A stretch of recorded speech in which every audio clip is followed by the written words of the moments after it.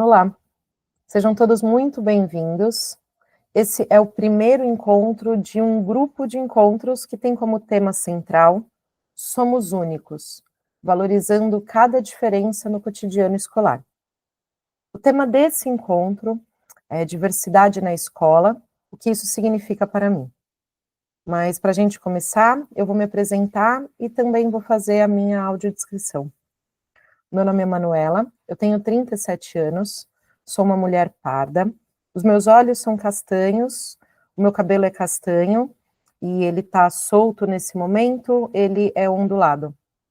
Eu estou utilizando uma blusa roxa de frio com zíper na frente, atrás de mim tem apenas uma parede branca. Já que estamos aqui juntos, precisamos ter objetivos e nesse momento temos 3. O que queremos? Bom, queremos estabelecer uma experiência afetiva de abertura dessa jornada, já que estaremos juntos em diversos outros momentos. O que precisamos? Precisamos fortalecer os vínculos entre a família e a escola, que nesse momento é bastante enfraquecido. E o que podemos? Podemos trabalhar o sentimento de pertencimento como base para o desenvolvimento emocional e cognitivo. E é exatamente isso que a gente vai apresentar para vocês hoje. Bom, se esses são os nossos objetivos, vamos entender também um pouquinho como que o nosso tempo está dividido. A gente começa propondo uma atividade chamada Linha de Família, e em seguida a gente entra na atividade contando a história, onde eu explico para vocês um pouquinho o porquê que eu estou aqui e em nome de quem que falo. Passados 5 minutos aproximadamente, a gente entra no momento mais denso do nosso encontro, aprender e pertencer, onde a gente traz informações que são válidas no nosso desenvolvimento pessoal e nas relações que temos com os nossos filhos, com a escola. No quarto momento, Minha Diferença e Meu Brilho, a gente propõe a participação de vocês, que no quinto momento, compartilhamento, a gente explica exatamente como que é possível que vocês compartilhem essa participação. No sexto e último momento, a gente se despede e encerra, convidando vocês para o nosso próximo encontro. Para a gente começar, eu gostaria de propor uma reflexão. Pense, a beleza está justamente na diversidade. Se fôssemos todos iguais, o mundo seria insuportavelmente monótono. Isso serve para quando a gente imagina a diversidade da fauna e da flora, quando a gente visualiza uma fruteira sobre uma mesa, mas ela também funciona para falar sobre a nossa espécie, sobre os seres humanos, sobre a nossa diversidade e sobre o quanto essa diversidade também é refletida dentro da escola, dentro da sala de aula, dentro de um grupo de amigos. Vamos começar a nossa primeira atividade, Linha de Família, e ela começa com uma pergunta: quais características que sua família passa? Vamos entender um pouco mais? Toda família carrega um pouco de história em cada pessoa. Essas marcas podem aparecer no corpo, nos gestos, no jeito de se relacionar e até na forma como entendemos o mundo. Bom, nesse momento o que a gente convida vocês é a identificar e nomear algumas características que passam na sua família. A gente sabe que para algumas famílias elas podem ser físicas, como o tipo de cabelo, a postura, o formato do nariz, dos olhos, mas a gente convida vocês a pensar em outros tipos de características, já que as características físicas, elas são exclusivas apenas para um grupo de estrutura familiar, que é aquelas famílias que possuem vínculos biológicos. Existem outras características que são ainda mais significativas, como, por exemplo, as comportamentais, uma risada mais alta, um jeito de espirrar. Existem ainda aquelas que são sociais, como modos de viver, valores, crenças. O que me conecta com minha família? O que levo em mim quando estou longe? Bom, eu Posso compartilhar com vocês que eu consigo reparar que na casa das outras pessoas, algumas famílias não se importam de utilizar a mesma espátula para pegar a manteiga e a geleia e qualquer outra coisa antes de passar no pão. O que na casa da minha mãe, na minha família, sempre foi completamente inadmissível. E eu acreditava que em todos os lugares era assim. Também posso contar para vocês que na minha casa, mesmo morando sozinha e sendo uma mulher de poucas crenças, quando uma faca cai no chão, eu pego e faço um xizinho e de algum jeito tenho a sensação que estou prevenindo um conflito. E aprendi isso com a minha madrinha e com a minha avó. Bom, a gente acredita que cada família tem as suas histórias que podem ser engraçadas, bizarras, estranhas, mas a gente convida vocês a compartilhar as histórias de vocês. Vocês podem escrever para esse e-mail que aparece aqui, e as melhores histórias vão fazer parte de outros momentos em que estaremos juntos. Mas já que a gente está falando tanto de história, vamos entrar no nosso segundo momento, contando história. Eu disse para vocês que não falo em meu nome, não falo em nome da Manuela, que falo em nome de um grupo chamado Educação Inédita. E é importante que vocês entendam quem somos e por que estamos aqui. Qual é essa parceria com a FIEB? Bom, somos especialistas em levar neurociência para dentro dos ambientes escolares. Então, a ideia é levar soluções que possam somar aos saberes que já existem no ambiente escolar. Dessa forma que a gente entende mais sobre como aprendemos e é uma possibilidade de poder também aprender mais sobre outras formas de se ensinar. Somos uma equipe transdisciplinar, temos especialistas em diversas áreas e é também por conta da nossa diversidade que somos capazes de propor soluções completas para diversos ambientes escolares. Junto com a FIEB, essa parceria começou em 2023 e nesse ano, em 2025, tem a decisão de trazer a família para dentro da escola. Então, de todos os 46 eventos que irão acontecer, que alguns já aconteceram, desse ano dentro do núcleo escolar, esse é um deles. E a gente vai convidar vocês para diversos outros. A parceria da Educação Inédita e da FIEB já soma 1.237 horas nesses 3 anos. E tem um carinho especial exatamente para esse logo que soma as nossas intenções do FIEB em transformação.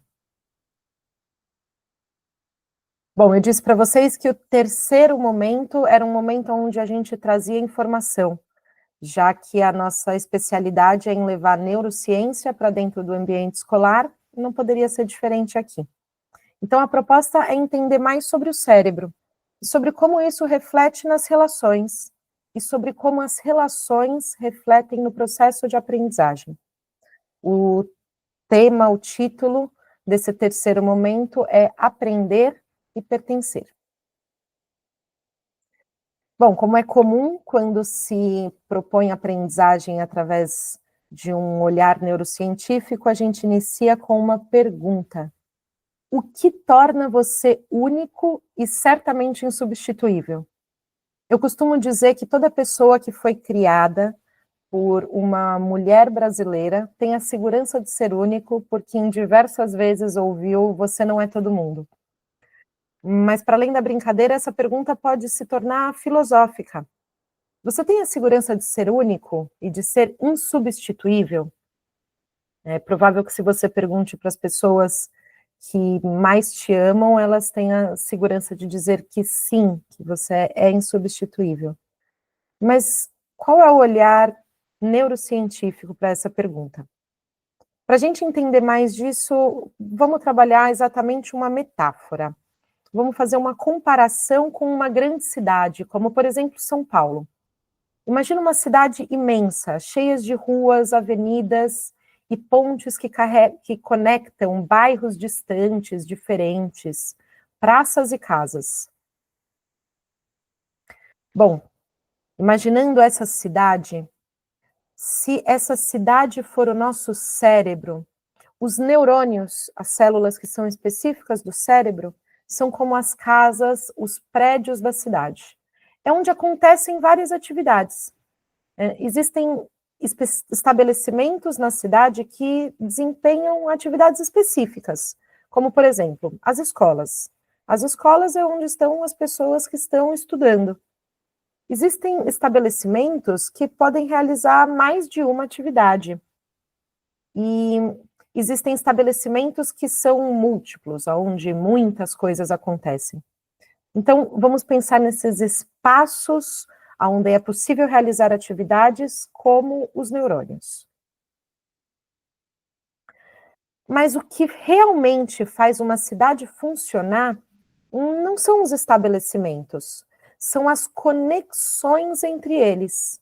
E essas conexões, esses espaços que disponibilizam o circular, é o que a gente vai chamar de sinapse. São as ruas, as avenidas. É fácil a gente lembrar como são as conexões que dão a percepção de que a cidade existe. Quando a gente lembra da época da pandemia, 2020, 2021, quando drones sobrevoavam as cidades e mostravam as cidades vazias. As cidades não estavam vazias, a gente estava respeitando as regras e estávamos todos guardadinhos dentro de casa. Mas a gente tinha até uma sensação ruim, porque tinha uma percepção de que ninguém estava lá, que nada acontecia, porque nada estava circulando. Bom, é exatamente isso. As sinapses são esses espaços que possibilitam a circulação de informações. E aí existem vias diferentes. Existem avenidas largas, existem vias de uma única mão, existem umas vielinhas, e a gente também se arrisca a dizer que aonde é necessário um maior fluxo, as vias tendem a ser mais rápidas. Então, as vias atendem à necessidade de circulação de informação, assim como no cérebro. Toda cidade tem um mapa, mas a gente também precisa lembrar que o mapa de qualquer cidade é único. Não existem duas cidades iguais. E também é exatamente assim para o nosso cérebro. No cérebro, essa singularidade tem o nome de conectoma, que faz com que, mesmo que duas cidades tenham o mesmo número de habitantes ou a mesma área, elas nunca terão o mesmo mapeamento. E dessa forma a gente também consegue entender que não existem dois cérebros iguais. E ainda vale lembrar que a cidade é viva. Logo, uma foto tirada de 2 anos atrás já não representa mais a cidade de hoje. Acontecem alterações nas vias, na velocidade de tráfego e mesmo na densidade de casas. No cérebro, essas alterações também acontecem o tempo inteiro. E o nome que se dá é a neuroplasticidade. É a capacidade do cérebro de se reestruturar para atender novas demandas, de acordo com os interesses de circulação de informação e de desenvolvimento de áreas. Bom, e depois dessa pergunta, depois dessas informações e dessa reflexão sobre o nosso cérebro e as cidades, a gente volta para a pergunta que fizemos. O que torna você único e certamente insubstituível? Somos, desde o nosso próprio cérebro, seres absolutamente únicos. Entender isso é mais do que ciência. É reconhecer que cada pessoa carrega dentro de si não uma cidade, mas um universo próprio, formado por uma rede exclusiva de conexões, experiências e histórias. De fato, quando diziam para a gente que a gente não era todo mundo, a gente não era, nem cientificamente, porque não há ninguém igual. Mas Se não tem ninguém igual, se o ser humano é assim tão específico, vivemos em um mundo repleto de várias outras espécies. A vida existe de muitas outras formas. E essa é a segunda pergunta que a gente faz para vocês. E quem é o ser humano na fila do pão do mundo? Bom, primeiro a gente precisa analisar a fila do pão do mundo. Somos mais de 8,7 bilhões de espécies diferentes e o bicho-homem, o ser humano, conseguiu catalogar aproximadamente 1,2 milhões. O ser humano, a espécie que temos, que somos, nem de longe é a mais abundante no nosso planeta. Essa bactéria, ela tem 1 vezes 10 a 18 de unidades na Terra por humano. Bom, ela é absurdamente mais abundante que nós. O ser humano também nem de longe é o mais rápido. A gente tem o exemplo, por exemplo, do falcão peregrino, que em um voo comum, em um momento de caça, chega a atingir 320 quilômetros por hora. E esse não é o falcão mais rápido da espécie, é apenas a velocidade média de um falcão. O ser humano também não é o mais forte.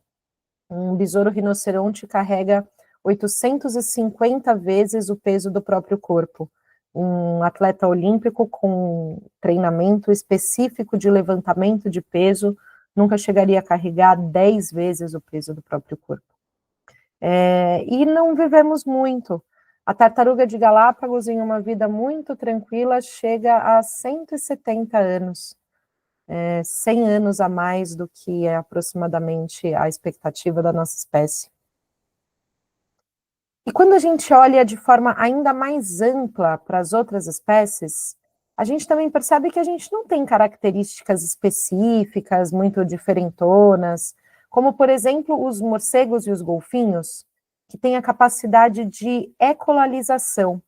Eles usam ondas sonoras para conseguir ver no escuro e conseguem projetar o ambiente através da ressonância do som. A gente não tem uma grande capacidade visual, nossa capacidade de espectro visual é bem pequenininha, se comparado, por exemplo, com algumas abelhas ou com algumas aves, que são capazes de enxergar a luz ultravioleta. Os nossos tecidos são muito frágeis, se comparados com um axolote ou com uma estrela do mar, que pode regenerar um membro inteiro depois de uma amputação.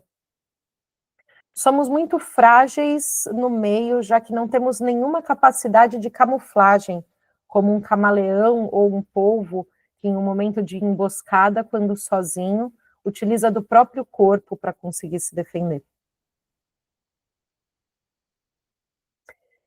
Mas então, enquanto refletimos, né, aonde que estamos na fila do pão, o que nos diferencia de outras espécies? Já pararam para pensar nisso? Entre tantas espécies que existem no planeta, o que de fato nos diferencia delas? Bom, essa pergunta pode ir novamente para muitos lugares filosóficos, religiosos, mas aqui a gente gostaria de trazer uma percepção dentro da neurociência. O que nos diferencia de outras espécies, embora muitos animais se comuniquem, é que os seres humanos possuem um sistema de linguagem altamente sofisticado. Se quem é o ser humano na fila do pão, o ser humano na fila do pão é alguém que se tornou capaz de se comunicar através de um código que possibilita que, nesse momento, se eu disser para vocês amizade, todo mundo, de alguma forma, consegue elaborar um entendimento sobre isso. Ainda que a amizade não seja algo que alguém já viu, pegou, sentiu, cheirou, a gente conseguiu se comunicar em um espaço de tamanho refinamento, onde até aquilo que não é concreto recebeu um nome, para que fosse possível que a gente se entendesse em um espaço de perfeita comunicação.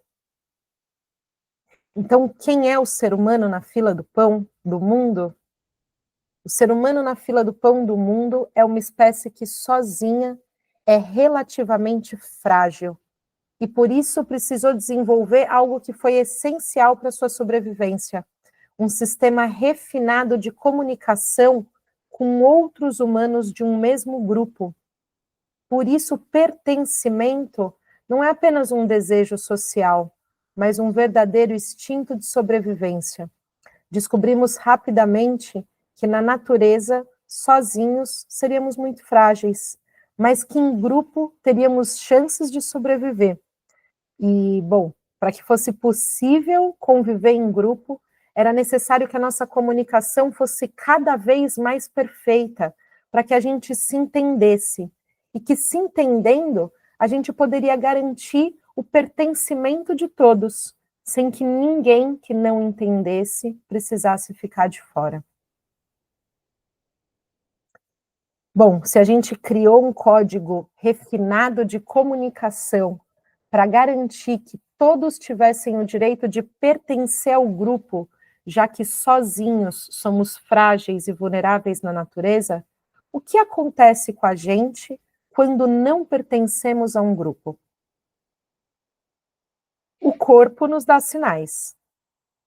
Ele dá sinal de que existe alguma coisa de errado. O indicativo do corpo de que existe alguma coisa de errado e que a gente precisa ter atenção com aquilo, chama dor. Se nesse momento eu pressiono a palma da minha mão contra uma quininha pontiaguda, um canto vivo, eu sinto dor. Isso me indica uma necessidade. E essa necessidade é uma necessidade de modificação. Esse incômodo faz com que eu retire a minha mão. Então a gente se adequa, a gente se adapta, a gente inclui ou retira novas ações e conserta aquilo que está gerando dor na gente. Mas a pergunta que eu gostaria de fazer para vocês é sobre, e quando aquilo que está gerando dor é algo que não é cabível de modificação? E quando a dor é gerada pela exclusão social? E quando essa exclusão social diz respeito à minha raça, ao meu fenótipo, ao meu gênero, à minha religião, à minha orientação. E quando não dá para modificar? A exclusão social ativa as mesmas áreas do cérebro que estão relacionadas com a dor física. E é por isso que a exclusão social, é por isso que a dor em uma pessoa que é vítima de preconceito é uma dor real, é uma dor que é palpável. Então, o que acontece quando não pertencemos? Aprendemos a como nos comportar para sermos aceitos no mundo e dessa forma não mais sentir dor. Se todas as adequações comportamentais que eu faço não são o bastante para que eu tenha o direito do pertencimento, a mensagem do cérebro é que o problema não é com o meio, é que o problema é comigo, e que eu é que preciso me adequar para pertencer. Mas vamos ampliar essa reflexão e vamos olhar para como que o cérebro vai aprendendo essas informações e se adequando para estar no meio? E aí eu trago mais uma reflexão. Aprendizagem é sobre escola, conteúdo e futuro? Vamos entender mais sobre o que é aprendizagem em relação ao cérebro? O que precisamos para aprender? Essa é uma pergunta importante. O que é necessário para que alguém aprenda alguma coisa? Já que todos os dias deixamos os nossos filhos, sobrinhos, netos, aqueles a quem cuidamos na escola. O que é necessário para que ele aprenda? A primeira coisa que é necessário para alguém aprender é vínculo. O vínculo, ele é preditor, ele é processo e ele é produto da aprendizagem. A gente só aprende de quem a gente confia. E no momento em que a gente deixa os nossos filhos, sobrinhos, netos na escola e diz para eles: aqui é um local onde eu confio. O que for ensinado, preste atenção. As pessoas que aqui ensinam estudaram para isso. Bom, aquela criança ainda não confia naquelas pessoas que vão ensinar. Ela ainda não confia na escola, porque ela não tem vínculo com aquele espaço. Mas ela confia em quem cuida nela. Daí a importância dessa passagem de bastão de vínculo. É importante que a gente diga para as crianças e para os adolescentes que a gente confia na escola, que a gente confia no material didático, que a gente confia no conteúdo, nos profissionais que ali trabalham. Porque desta forma, aquele jovem, por confiar na gente, também confia na escola. Bom, existindo a confiança que é necessária na construção de vínculo para iniciar o processo de aprendizagem, bom, aquela criança ou quem aprende, aquele jovem, também precisa ter o desejo. Então, é necessário ter o desejo de entender, de conhecer, de se conectar, de ser transpassado por aquela informação.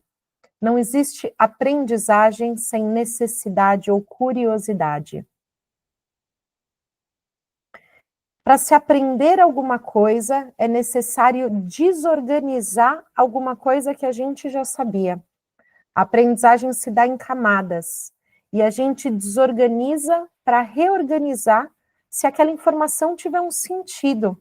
Por isso que, para que a gente possa aprender algo, é necessário que tenha significado.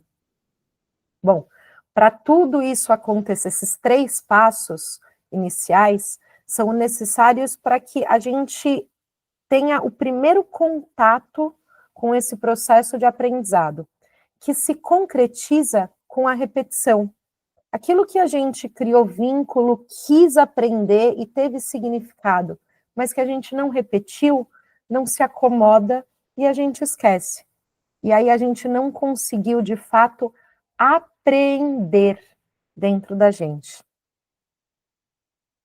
Logo, aprendizagem é sobre escola, conteúdo e futuro? Aprendemos o tempo todo enquanto espécie, na escola, em casa, na rua, sozinho ou com outras pessoas. Mas aprendemos muito melhor quando estamos com quem nos faz sentir seguros e em lugares onde podemos ser nós mesmos. É no vínculo e na confiança que o cérebro se abre de verdade e para o novo. A gente costuma dizer, às vezes, para os professores, né? Os professores falam, mas eu não sei o que fazer para ensinar para ele, quando diz respeito a um dado aluno, que está, enfim, apresentando alguma dificuldade com algum conteúdo. E a gente costuma responder, ele está aprendendo o tempo inteiro.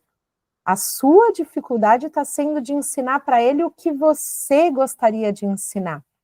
Mas todos nós somos capazes de aprender. E aprendemos o tempo inteiro. A dificuldade da escola é justamente em conseguir despertar nos alunos o interesse, para que eles aprendam aquilo que a gente sabe que é importante para aquele momento. O vínculo é o que possibilita que essa relação seja mais fluida, e que eles topem, e que eles confiem de que a gente sabe que aquilo vai ser válido para a construção dele, e que merece a atenção, e que merece que ele revise, repita e dê importância. E é por isso que a escola precisa contar tanto com a família, e a família precisa contar tanto com a escola. Em uma parceria, em um real processo de confiança, a confiança entre essas duas partes é refletida nos alunos, que vendo que escola e família confiam em si mutuamente, ele também abre espaço para se sentir seguro nesse lugar e consegue aproveitar da melhor forma e ter seu desenvolvimento pleno. Quando nos sentimos seguros para ser quem somos, nasce o espaço para mostrar aquilo que nos torna únicos. E é exatamente isso que essa atividade propõe para a gente dentro desse ambiente família e escola. Bom, vamos lá, gente. Minha diferença e meu brilho? Vamos produzir? Já que a gente chegou até aqui discutindo a beleza da diversidade, que faz com que cada um de nós tenha um único cérebro, único, um mapeamento exatamente como de uma cidade, vivo, onde qualquer foto se torna já ultrapassada, porque já houve uma modificação específica para atender uma nova necessidade. A gente entendeu que essa singularidade não diz respeito apenas ao nosso cérebro, mas diz respeito também ao nosso grupo, que a gente vem de uma estrutura familiar que tem especificidades, que tem jeitinhos, hábitos, costumes, que faz com que a gente se conecte a eles e possa celebrar a singularidade e também a diversidade.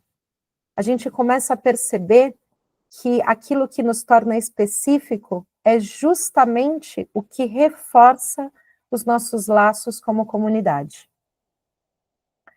E para realizar essa celebração, a gente gostaria de fazer uma proposta para vocês. Nessa atividade, você deve criar uma representação daquilo que torna a sua família única. Pode ser uma colagem, pode ser um desenho, uma ilustração, uma frase escrita. O formato é livre, desde que traduza a essência de vocês e que usem os materiais que já estão disponíveis em casa. A produção pode ser um poema, um desenho, um cartaz. E para essa produção, para provocar essa produção, vocês podem se inspirar em 3 diferentes perguntas. A primeira diz respeito a o quê? O que só existe na nossa família? Analisem o que é único de vocês, o que é uma especificidade, um jeitinho, um hábito, um costume, que pode ser engraçado, pode ser estranho. Uma segunda possibilidade de pergunta é como? Como podemos representar quem somos? Existe um símbolo que conecta vocês, algo que é um hábito que vocês sempre fazem juntos e que para qualquer pessoa que olha fala, nossa, isso está tão relacionado com aquela família? Ou então, por quê? Por que o mundo precisa saber sobre nós? O que existe de belo na relação entre vocês e que é válido que o mundo saiba, que a FIEB saiba e que possa ser exposto em outros momentos? Bom, a gente pede que vocês dediquem um tempo a construir essa atividade em família. Recolham materiais, façam essas perguntas juntos e, ao término disso, compartilhem. Escrevam para a gente nesse e-mail, a gente vai ficar muito feliz, a gente vai adorar receber. E, novamente, todos esses compartilhamentos vão fazer parte de outros momentos em que estaremos juntos. E já que, novamente, a gente fala sobre outros momentos em que estaremos juntos, a gente vai para a nossa última etapa, que é o encerramento. Tudo que é bom ou ruim dura exatamente o tempo que tem que durar. E é com essa frase que a gente propõe para vocês revisitar os objetivos, aquilo que lá no começo a gente propôs para esse tempo que estaríamos juntos. Bom, a gente disse primeiro o que a gente queria, que era estabelecer uma experiência afetiva de jornada, de abertura para essa jornada. E a gente espera que vocês tenham se sentido acolhidos nas diferenças e que as atividades propostas tenham sido afetivas para iniciar todos esses momentos que estaremos juntos. A gente disse para vocês o quanto a gente precisa, como sociedade, fortalecer os vínculos da comunidade escolar, algo que em outros momentos já foi tão forte em comunidades brasileiras e que hoje tem sido enfraquecido. A gente acredita que esse momento pode ser mais um dos passos, mais um importante passo para fortalecer o vínculo entre família e escola, em prol dos nossos jovens, em prol das nossas crianças, pré-adolescentes, adolescentes, em que no ambiente escolar chamamos de alunos. E também tínhamos como objetivo aquilo que podíamos, como especialistas em levar neurociência para o ambiente escolar, a gente queria trazer o sentimento de pertencimento como a base para o desenvolvimento emocional e cognitivo para qualquer indivíduo. Bom, a gente revisita também qual era a nossa proposta do dia, diversidade na escola, o que isso significa para mim, e propõe a reflexão pessoal sobre a importância da diversidade, do respeito a ela e da celebração do quanto somos múltiplos e diversos, desde nossa natureza mais específica, desde nosso cérebro. A gente se despede, convidando vocês para o nosso próximo encontro, completamente relacionado, que faz a ponte com a celebração da diversidade, que é o bullying, reconhecer para prevenir, algo muito importante, bastante sério para ser abordado na nossa sociedade. A gente se despede também agradecendo, muito obrigada. Esses são os nossos contatos, onde é possível passar para a gente o feedback, o que vocês acharam desse encontro, críticas, dúvidas, e também compartilhar os materiais que foram solicitados, se assim vocês se sentirem à vontade. Do mais, até o próximo, gente. Foi um prazer, muito obrigada. Tchau, tchau.